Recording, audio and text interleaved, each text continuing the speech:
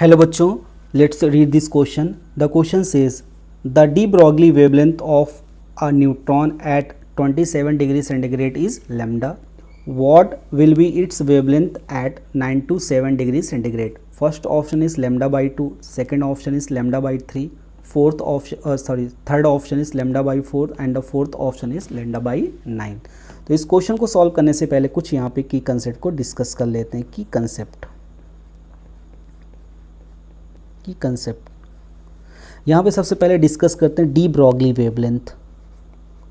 D Broglie wavelength. D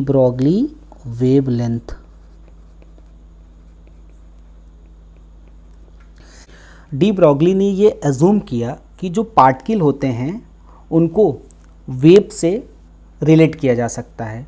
तो उन्होंने एक हाइपोथेसिस दिया. उन्होंने ये बताया कि अगर कोई भी पार्टिकल मूव कर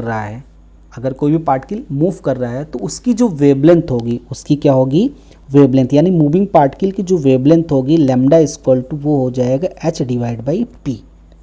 तो यहाँ पे डी ब्रॉगली ने क्या किया कि पार्टिकल को यहाँ पे किससे रिलेट कर दिया, वेव से रिलेट कर दिया, क्योंकि यहाँ पे लैम्डा क्या है, वेव का नेचर होता है और p यहाँ पे मोमेंटम किसका नेचर होता है, पार्टिकल का. ये था डी ब्रॉगली हाइपोथेसिस, यानी lambda equal to h divide by p. तो यहाँ पे लैम्डा यहाँ पे क्या हो गया, डी ब्रॉगली वेवलेंथ. या इस फॉर्मूले को हम लोग लिख सकते हैं lambda equal to h divide by mv. तो यहाँ पे m क्या हो गया, मास ऑफ द पार्टिकल, और u यहाँ पे क्या हो गया, स्पीड ऑफ द पार्टिकल, क्योंकि जो मोमेंटम p होता है वो होता है मास इनटू वेलोसिटी. अब इसकी कंसेप्ट की हेल्प से अब इस क्वेश्चन को हम लोग क्या करते हैं, सॉल्व करते हैं. इस क्वेश्चन के यहाँ पे सोल्यूशन हो जाएगा. इस क्वेश्चन में क्या कह रहा है, जो न्यूट्रॉन है उसकी वेवलेंथ यहाँ पे कितनी गिवन है, लैम्डा 27 डिग्री सेंटीग्रेड पे, और इसकी वेवलेंथ हमें कहाँ पे कैलकुलेट करना है, जब इसका टेम्परेचर बढ़ कितना हो जाता है, 9 to 7 डिग्री सेंटीग्रेड. तो यहाँ पे हमें डी ब्रॉगली वेवलेंथ का जो फॉर्मूला होता है की कंसेप्ट से, ये होता है lambda equal to h divide by mv. अब यहाँ पे mv को हम रिप्लेस कर देते हैं, क्योंकि हमारे पास जो काइनेटिक एनर्जी का जो फॉर्मूला होता है k इक्वल टू वो होता है हाफ mv स्क्वायर. तो यहाँ से इसको लिख सकते हैं 2k इक्वल टू हो जाएगा ये mu स्क्वायर. तो अगर दोनों साइड यहाँ से अगर m से मल्टीप्लाई कर दें, इधर भी m स्क्वायर हो जाएगा, यानी mu इक्वल टू यहाँ से आ जाएगा 2mk. क्या आ जाएगा यहाँ से, 2mk. तो यहाँ से mu की वैल्यू यहाँ पे कितनी आ गई, 2mk.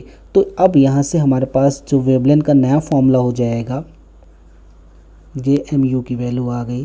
तो वेवलेंथ का फॉर्मूला हो जाएगा इन टर्म्स ऑफ काइनेटिक एनर्जी, ये हो जाएगा 2mk.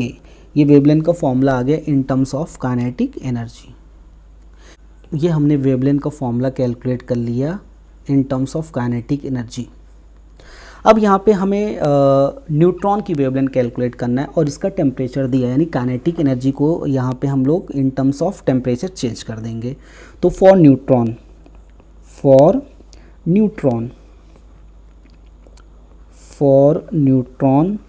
जो काइनेटिक एनर्जी होती है वो होती है यहाँ पे kb इंटू टी. न्यूट्रल यहाँ पे कौन सा पार्टिकल होता है, न्यूट्रल. तो अब इसकी जो काइनेटिक एनर्जी होती है kb इंटू टी. टी यहाँ पे क्या है, टेम्परेचर, और kb यहाँ पे क्या है, बोल्ट्जमैन कांस्टेंट. अब यहाँ पे डी ब्रॉगली वेवलेंथ को हम लोग इन टर्म्स ऑफ टेम्परेचर यहाँ पे रिप्लेस कर सकते हैं. तो यहाँ पे de Broglie wavelength in terms of temperature यहाँ पे हो जाएगा h divide by 2m kb into T.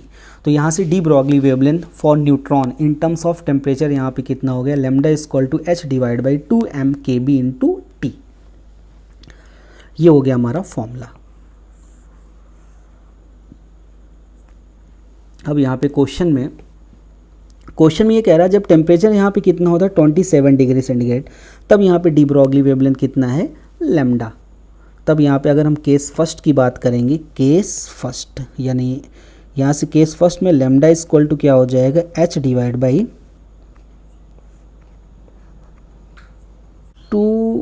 mkb/T। तो टेम्परेचर यहाँ पे कितना दिया था 27 डिग्री सेंटीग्रेड। इसको अगर केल्विन में चेंज करेंगे तो यहाँ से 273 क्या कर देंगे, ऐड कर देंगे। तो अगर 273 ऐड कर देंगे तो ये कितना हो जाएगा 300। कितना हो जाएगा 300।